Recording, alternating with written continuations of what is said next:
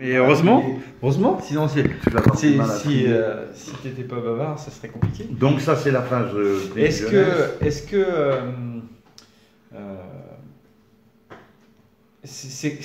bon, on peut parler d'Armstrong, mais en dehors d'Armstrong, disons le trompettiste qui t'a mis par terre à un moment donné Clifford Brown. c'est Clifford Brown. Et ensuite Fred Hubbard. Ouais. Voilà. Et rien à voir l'un et l'autre en plus, hein. Non, mais les deux Ouais. pour le son et pour les constructions, pour le phrasé, pour le vocabulaire de Clifford Clifford. Brown, ouais. Et puis, et pour le son, la puissance et l'inhabituel vocabulaire, quand j'ai entendu Freddy pour les premières fois, ça m'a complètement touché, quoi. Je veux dire, C'est presque le premier aussi qui joue un peu moderne comme Coltrane, quoi. C'est le premier trompettiste qui va jouer des trucs. Voilà. Et alors, même avec un langage bop, mais sinon, lui, il va sortir. Il sort carrément du hard bop, il s'en va dans. Voilà. D'ailleurs, il n'y en avait pas beaucoup. Ouais. Et non, il y a eu Miles qui a eu une démarche. Un instrument finalement très presque traditionnel. C'est vrai que comparé au sax, ça a beaucoup plus de tradition. Et puis il y a les poids des Armstrong, il y a le poids des gens au-dessus.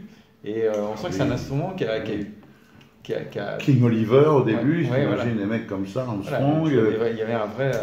Après, il y a eu Tommy Lanier un peu, il y avait Bix qui apportait encore un autre truc, sans vibrato, très. Mais Freddie Hubbard, oui, c'est un extraterrestre pour ça. Ah ouais, je sais pas si tu connais Super Blue, le disque avec de Jonette là. Si tu tombes un jour là-dessus, tu vas voir. C'est les années 70, ça?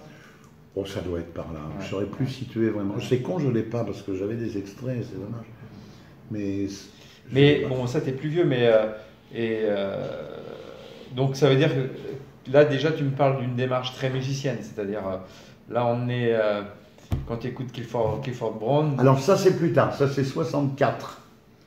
J'écoute Clifford Brown pour la première fois en 1964. Je m'en souviens parce que c'est un copain, enfin un mec que j'ai rencontré dans une boîte qui s'appelle toujours, on l'appelait Bouzou.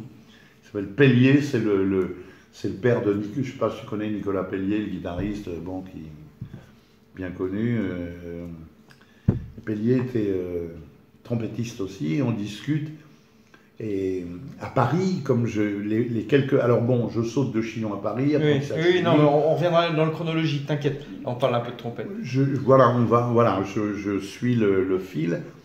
Je me retrouve à Paris avec un de mes frangins qui a l'audace et le courage de me trouver une piole, un boulot, un boulot avec lui. Quand tu dis que tu es avec lui, c'est-à-dire que vous logez au même endroit? Non, il m'avait trouvé une piole à l'hôtel, lui était marié. D'accord. Il y avait déjà sa fille aînée, je crois. Mais par contre, je bosse avec lui.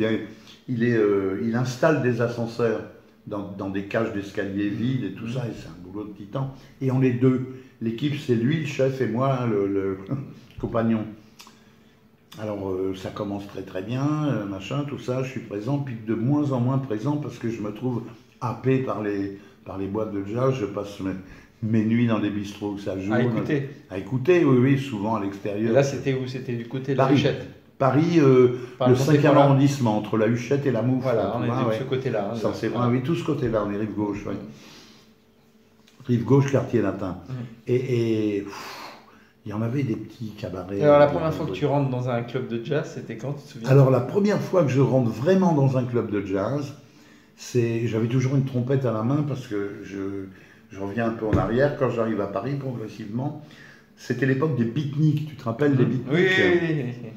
Les pique-niques, alors on recevait de Hollande, il y avait des Hollandais, des Suisses, quelques Belges, quelques Anglais, parfois il y avait des gens qui venaient avec des instruments et on se retrouvait où? Au quartier latin. Donc on jouait en dessous de Notre-Dame, là sur les quais, ou alors dans le square quand on pouvait.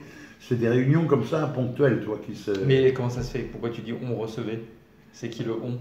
La France recevait, Paris recevait, le quartier latin recevait. D'accord. Nous arrivait, si tu préfères, toute une génération. Il y avait un bistrot qui s'appelait chez Popov, un vieux russe blanche, et au 10 rue de la Huchette, qui est devenu la Pizza Pinot par la suite, et où lui était marié à une Auvergnate, c'est un vieux monsieur chauve, fort accent russe, comme ça, gentil, pas plus haut que ça.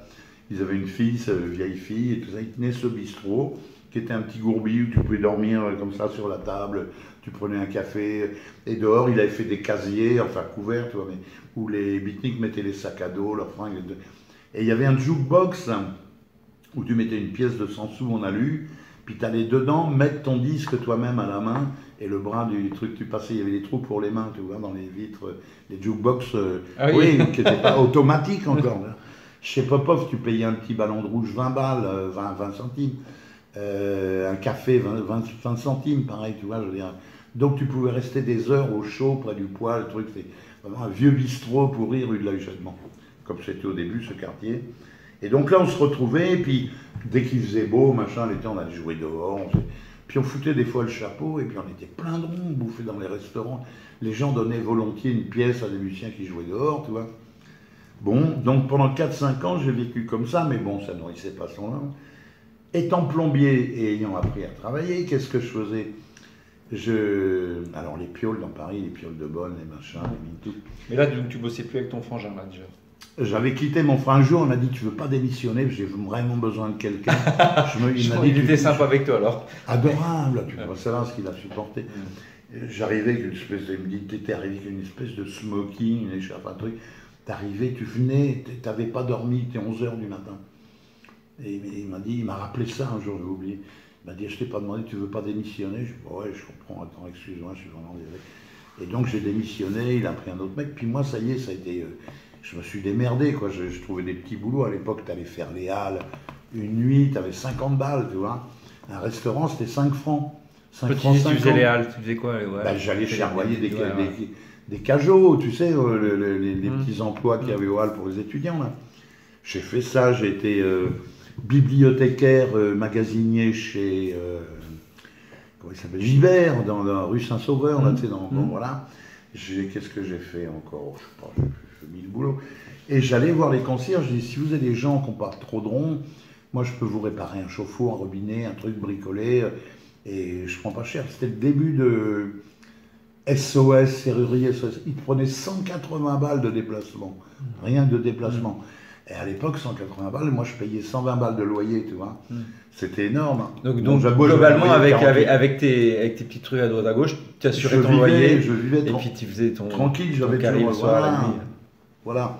Et il y avait, en faisant la manche dans la rue, en jouant dans la rue, parce que la rue c'est important, parce que là, le public, s'il s'arrête, c'est qu'il se passe un truc, il n'est pas obligé, tu vois. Et si tu gagnes de la thune, c'est que ça se passe bien, quoi. Et souvent, on jouait le soir comme ça, et puis il y avait des mecs qui disaient, ah, vous venez jouer, on a une baraque là, en tel, bon, ils prenaient en bagnole, on est des mecs, on allait faire la fête dans des lieux, on dormait sur place. Donc ça, c'est comme ça que tu as fait tes premières voilà, concerts, de 60 à 65, j'ai fait ça. Puis je faisais quelques petits bals à l'école des mines, par exemple, j'avais au salon des centraux, c'est le bal des jeunes gens mariés, là, des choses comme ça, par le truchement de mon copain qui était ingénieur, avait ces contacts-là, j'ai fait le bal de l'école des mines, j'ai fait avec Magali Noël, tout ça qu'on avait invité, bon. Petit à petit, je me suis retrouvé branché, je ne sais plus où j'ai rencontré Manu Franck, je lui demande s'il se souvient, mais ça devait être dans un bal de la mairie du 5e ou un truc comme ça, on avait joué, et puis peu de temps après, donc ça, quand tu vas jouer, là, c'est des balles, de toute façon. Non, on joue du jazz, là, les rencontres, on joue du jazz, on joue du jazz, vieux style, swing, oui. Tu me demandais ma première entrée dans un club de jazz. Oui, voilà, on était là. Alors j'avais donc de ce fait toujours une trompette à la main. Voilà. Et puis tous les soirs, je me coinçais devant le caveau de la Huchette. Voilà. J'habitais pas encore rue de la Huchette dans le secteur, mais une piole de bonne. Et un soir, il y a un monsieur assez corpulent, je me vois un peu comme ça, qui me dit, tu veux entrer? Tiens, viens si tu veux, tu peux entrer. Non, c'est bien, il y avait, tu sais, c'est une grille de la Huchette, l'escalier est alors que juste en dessous. J'entends, il me dit, non, mais je veux pas te faire payer, c'est moi le patron. Si tu veux entrer, tu veux entrer. Il m'accompagne jusqu'en bas, devant l'orchestre, avec ma trompette à la main. Et je crois que je le revois vaguement faire un signe à Maxime en disant... Donc Maxime Sory. Maxime Sory, voilà. ouais, tu vois. Putain. Et il lui dit, voilà, il a une trompette. Et à un moment donné, Maxime dit, tu veux jouer un morceau? Qu'est-ce que tu connais? Et toi, Maxime Sory, pour toi, c'est quelqu'un de connu à l'époque? Ah oui, oui, oui. Il faut remettre, voilà, c'était quelqu'un qui était... Maxime Story, c'était une des stars du jazz. Il y avait lui, Luther. Voilà, en fait, c'est les deux artistes qui se tenaient dans la même rue d'ailleurs. Comment il s'appelle merde, c'est pas René France, c'était un autre clarinettiste qui s'est tué en bagnole sur l'autoroute de l'Ouest, là, qui était très connu aussi à l'époque, enfin, peu importe. Merde. Il y avait Marc Laferrière aussi, qui commençait à déjà à jouer. Oui, voilà, oui. Et qui avait encore plein de...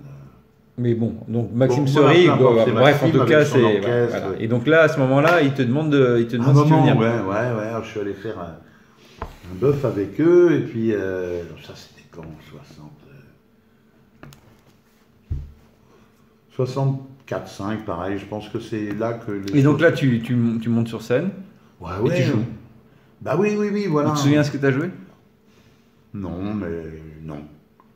Je me souviens pas. Et alors Bah la trouille au cul, je sais pas, tu vois, je t'écoute, t'es dedans, puis tu dis bon, bah t'essaies de... Puis j'ai pas été, je me suis pas fait jeter. Et donc il y a eu des après. Donc après j'avais mes entrées à la Huchette. Donc t'essaies rentré tranquille. Ouais. À côté il y avait une discothèque. Alors à côté il y avait une discothèque qui s'appelait le Storyville au rez-de-chaussée, je sais pas si t'as connu, non? Storyville, ils ont essayé de le représenter dans le Roundabout Midnight, mais c'était pas tout à fait ça. Et qui tenait ça? Le père de Maxime Story, André Story. Kiki, qui était un petit bonhomme chenu comme ça, et malicieux, un petit bonhomme très vif comme ça. Il était ancien violoniste, il avait été violoniste longtemps, et chef d'orchestre. Il a reçu comment ça, Yasha Effetz quand il était chef d'orchestre au casino d'Anguin, avec le tapis rouge et tout, c'est lui qui conduisait l'orchestre, il a connu Effetz et tout ça. Bon. Et jusqu'en 1936, il a été chef d'orchestre à Berlin. Il dirigeait, pareil, tu vois, un orchestre de variété comme ça à Berlin. Et qu'est-ce qu'il foutait là-bas? Bah, il avait été attiré par...